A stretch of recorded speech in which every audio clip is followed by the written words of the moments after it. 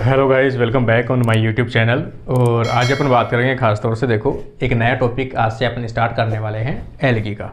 क्योंकि एल्गी एक ऐसा टॉपिक है जो बॉटनी हो चाहे बायोलॉजी हो, कहीं ना कहीं आपको बॉटनी का जो सिलेबस है वो रहता ही है। और चाहे आप आरपीएससी फर्स्ट ग्रेड की प्रिपरेशन कर रहे हैं, चाहे आप बॉटनी से जो कॉलेज लेक्चरर है उसकी प्रिपरेशन कर रहे हैं, या फिर आप सेकंड ग्रेड में कर रहे हो तो भी एल्गी का पोर्शन आएगा, या फिर आप कोई बॉटनिस्ट की प्रिपरेशन कर रहे हो तो भी आएगा। इसका मतलब एल्गी के बारे में काफ़ी ऐसी छोटी छोटी चीज़ें हैं जो डेली की अपन क्लास लेकर कंप्लीट करेंगे।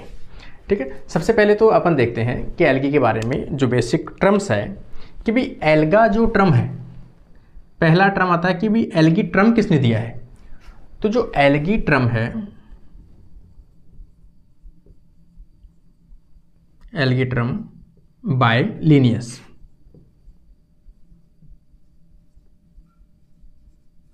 बाय लिनियस 1753 के आसपास इन्होंने जो टर्म है वो यूज में लिया था। ठीक है, एक इन्होंने जो बताया था कि भाई वैसे एल्गी का मतलब क्या होता है, सी वीड्स या समुद्री घास जो है ये उसका अर्थ होता है। किसका अर्थ है ये? एल्गी का अर्थ होता है। एल्गी के जो स्टडी है, एल्गी की जो स्टडी है उसे अपन क्या कहते हैं? फाइकोलॉजी कहते हैं।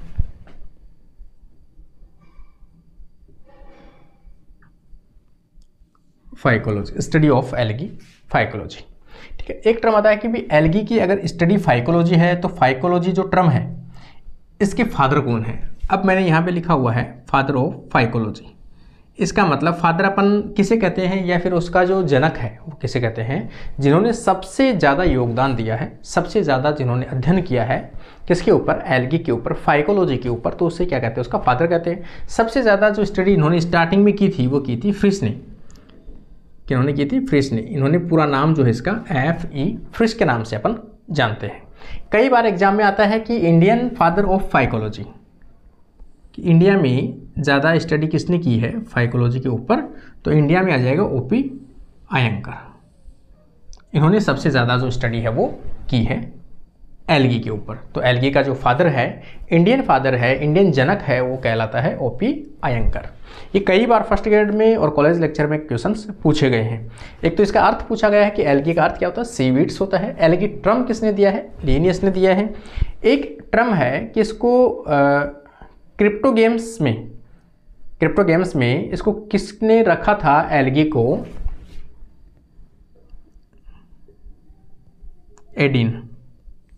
एडिन ने एल्गी किस में रखा था? क्रिप्टो गेम्स के अंदर रखा गया था।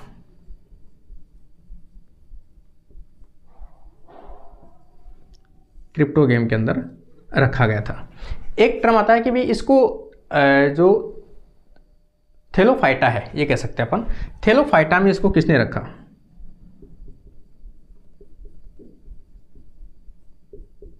थेलोफाइटा। पहली चीज आपको ये याद रखनी है कि भी थेलोफाइटा में किस किस को रखा जाता है?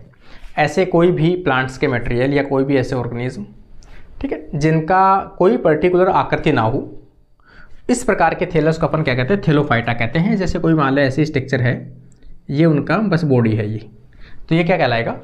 थैलस। तो ये थेलोफाइटा के अंदर रखा है। थेलोफाइटा में जब भी रखा जाता है तो मोस्टली एल्गी एंड फंजाई को क्या है? रखा गया है। तो यहाँ पर थेलोफाइटा जो टर्म है कि थेलोफाइटा में एल्गी को किसने डिवाइड किया था? तो इन्होंने किया था आइकलर ने।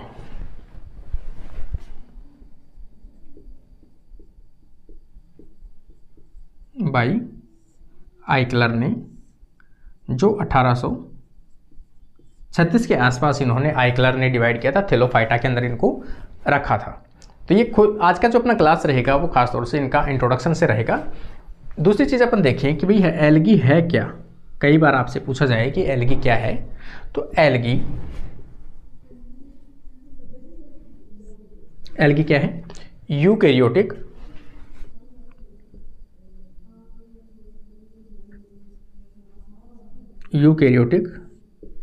ठीक है, यूनिसेलुलर से लेकर मल्टीसेलुलर, यूनिसेल्यूलर टू मल्टीसेल्यूलर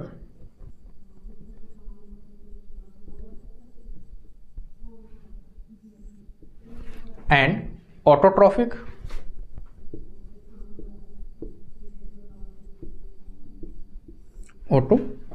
कह सकते हैं, फोटोसिंथेटिक कह सकते हैं,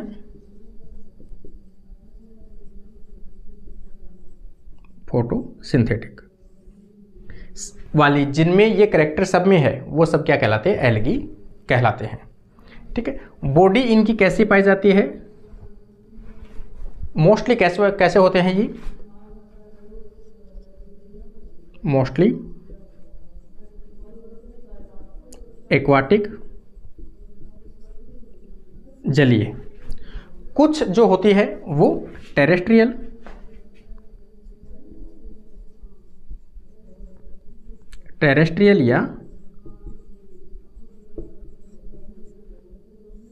या स्थलीय हो सकते हैं।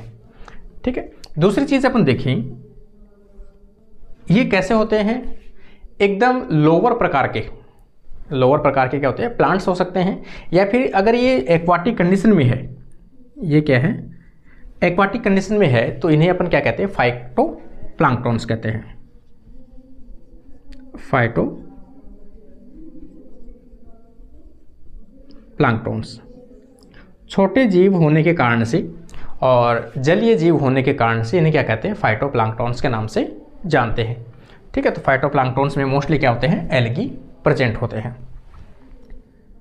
ठीक है, एक इसके देखें अपन कि मोस्टली जो इनकी बॉडी होती है उन्हें क्या कहते हैं अपन? थैलोफाइट्स कहते हैं। Thallophytes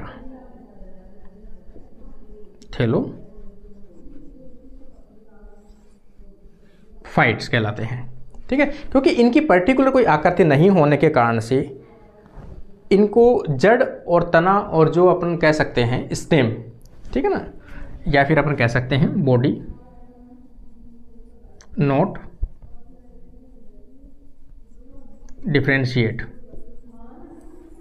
differentiate into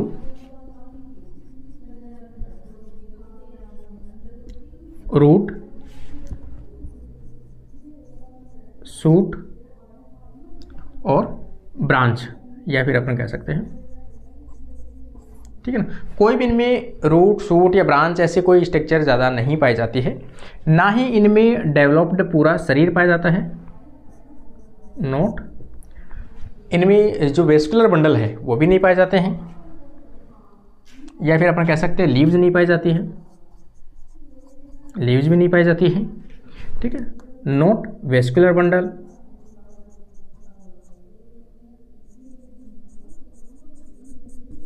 vascular bundle भी नहीं पाए जाते, जैसे जाइलम और फ्लोएम।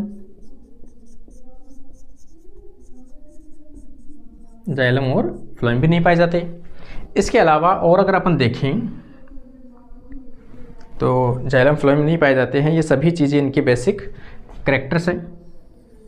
एक अपन देखें, इनके जो जाइगोट है, जाइगोट से एम्ब्रियो का निर्माण नहीं होता है।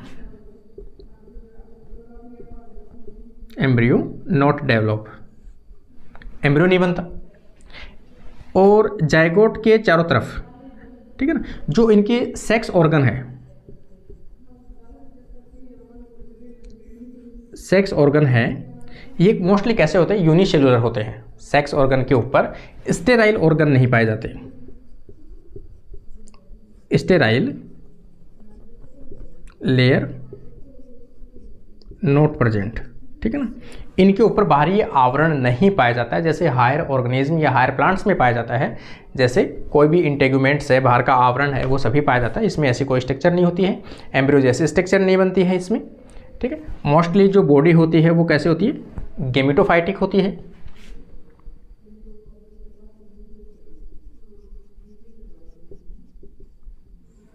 मोस्टली बॉडी जो होती है वो कैसे होती है? गेमिटोफाइटिक होती है। और गेमिटोफाइटिक का मतलब अपन भी जानते हैं मोस्टली कैसे होते हैं? हैप्लॉइड होते हैं। ये इसके बेसिक कैरेक्टर हैं।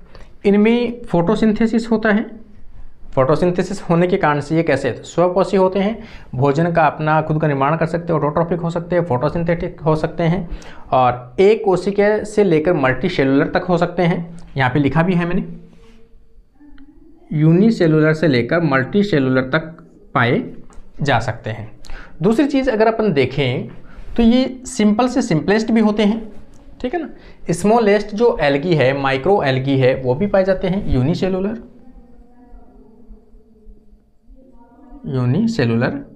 और माइक्रो एल्गी ऐसे भी होते हैं।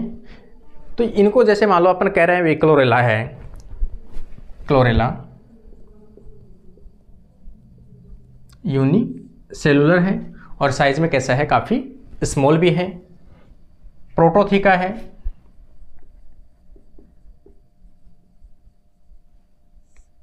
प्रोटोथिका के अलावा अगर अपन देखें डायटम्स है, ठीक है। इसके अलावा अपन देखें कि कुछ ऐसे एल्गी भी हैं जो काफ़ी क्या होते हैं, एडवांस होते हैं, जैसे मल्टी सेलुलर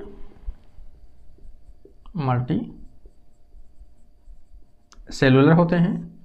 मल्टी सेलुलर के साथ में लार्ज साइज होते हैं या लार्जेस्ट होते हैं। सबसे बड़ी एल्गी की बात करते हो तो अपन जानते हैं सभी ब्राउन एल्गी आते हैं, ब्राउन एल्गी आते हैं। ब्राउन एल्गी को सामान्य रूप से कैल्प के नाम से जानते हैं, जेंट कैल्प, इन्हें इस नाम से जानते हैं ब्राउन एल्गी। तो ब्राउन एल्गी को भी अपन कह सकते हैं फियोफाइसी कह सकते हैं, फियोफाइसी, ठीक है। उसे अपन क्या कहते हैं, जेंट एल्गी के नाम से भी जानते हैं, काफ़ी बड़े होते हैं। और यूनिसेलुलर, मोस्टली इनके जो सेक्स ऑर्गन होते हैं वो कैसे होते हैं, यूनिसेलुलर होते हैं, यूनिसेलुलर होते हैं। लेकिन ये जो जेंट हैं या फिर ब्राउन एल्गी हैं, इनमें कैसे होते हैं, सेक्स ऑर्गन मल्टी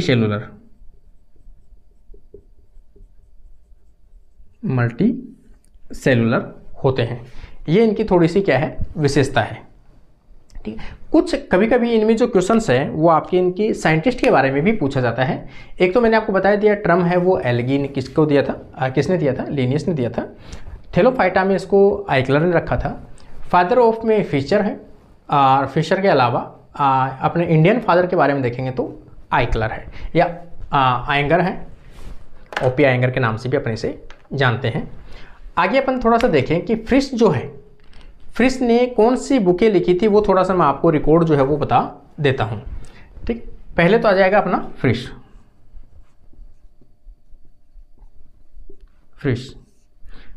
ने कौन से में किए थे भी 1800 के आसपास में इन्होंने स्टडी की थी। जैसे अपन देखें, यह तो फ्रिश जो है, फ्रिश ने तो लेट ही की थी 1935 के आसपास, 1935 के आसपास इन्होंने स्टडी की थी। और जो इनकी बुक है वो आपको याद रखना है, बुक अगर अपन इनकी देखें, the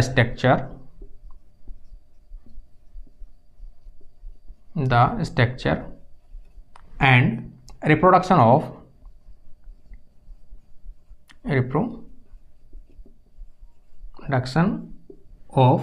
algae of the algae volume first,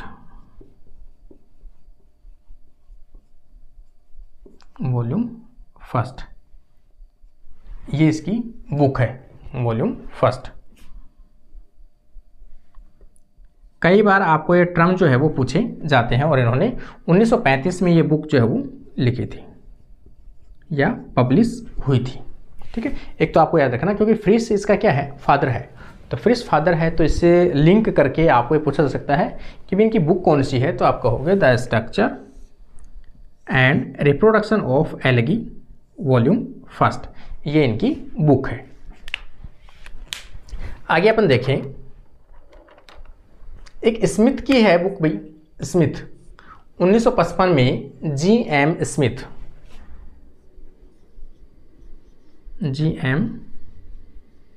Smith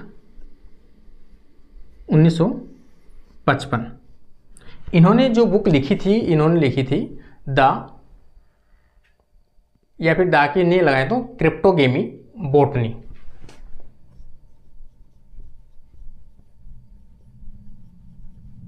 क्रिप्टोगेमी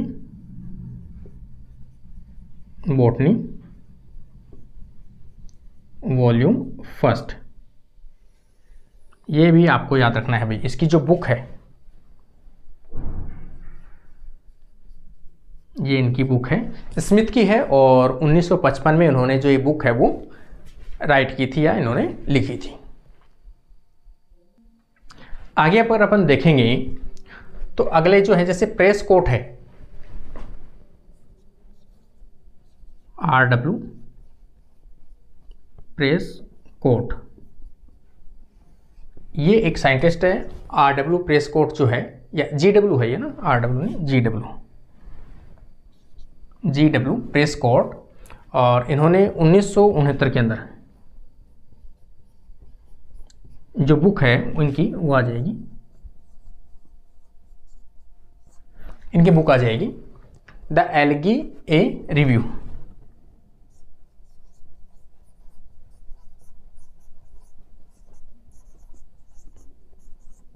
algae review 1969,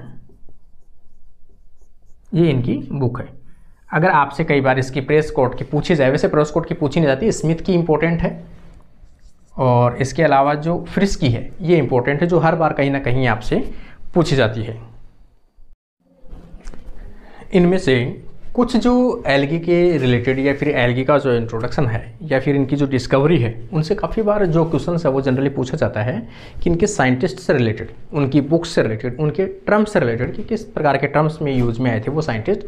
सबसे पहले अपन देखते हैं जैसे JH फ्रेडरिक लिंक, ठीक है। इन्होंने 1820 है, इन्होंने classified on pigment and structure, इन्होंने एल्गी को क्लासिफाइड किया था। इन्होंने एल्गी को क्लासिफाइड किया था किसके बेसिस पे? पिगमेंट और स्ट्रक्चर के बेसिस पे।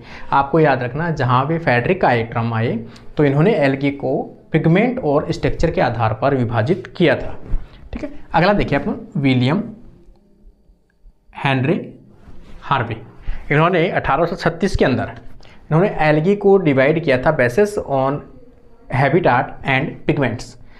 एल्गी को हैबिटाट, उनका आवास और उनका जो पिगमेंट है उसके बेसिस पे इन्होंने क्या किया था? डिवाइड किया था। आगे अपन देखें AG अगार्थ के नाम से अपन देखें तो 1849 से लेकर 1898 तक इन्होंने स्टडी की और एल्गी को 6 ऑर्डर के अंदर इन्होंने विभाजित किया था, ठीक है। आगे अपन देखें आइक्लर ने, मैंने अभी पहले भी बताया था आपको ये टर्म, ये क्वेश्चन इंपॉर्टेंट रहता है। आइक्लर ने एल्गी को फंजाई के साथ रखा और इन्होंने थेलोफाइटा के अंदर इनको रखा गया था। थेलोफाइटा में इन्होंने इसको क्या किया है? रखा है। आगे अपन देखें एंगलर एंड पेरेंटल, ये अपन वैसे भी जानते हैं कि हायर क्लासिफिकेशन जो है एंजियोस्पर्म का वो भी दिया था एंगलर एंड पेरेंटल ने।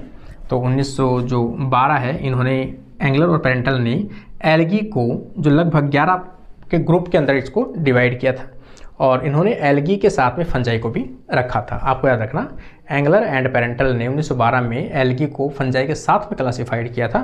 तो जो इस प्रकार की इनकी जो ग्रुप है वो है साइजोफाइटा, सेकेंड फाइटोसार्कोडिना, फ्लैजिलेटा, डायनोफ्लैजिलेटा, बेसिलेरियोफाइटा, कॉन्जुगेट, क्लोरोफाइसी, और आगे वो जो बेसिक टर्म है क्लोरोफाइसी है, केरोफाइसी है, फियोफाइसी है, रोडोफाइसी है और है यूमाइस्टीज। यूमाइस्टीज टर्म जहाँ भी आता अपन जानते हैं।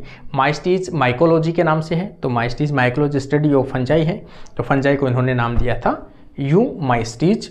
तो इन्होंने इस प्रकार से जो फंजाई है उसको भी एल्गी के साथ में क्लासीफाई इन्होंने किया था। तो ये इनके बेसिक टर्म्स हैं। आज की फर्स्ट क्लास में केवल एल्गी का जो इंट्रोडक्शन है वो अपन इस क्लास में लेके आए हैं और इनसे साइंटिस्ट से रिलेटेड या इनकी डिस्कवरी से रिलेटेड अगली बार जो अगली क्लास होगी वो एल्गी से रिलेटेड अगली के जो इसका हैबिटाट है, किस प्रकार के नेचर में रहते हैं, ठीक है, अलग अलग नेचर है इनका, बेसिक करेक्टर्स हैं, वो सभी चीज़ें अगली क्लास में अपन बात करेंगे। आज के लिए अपनी यही क्लास कंप्लीट होती है। और लास्ट में ज़रूर बता के जाना कि आज की क्लास अपने कैसे लगी।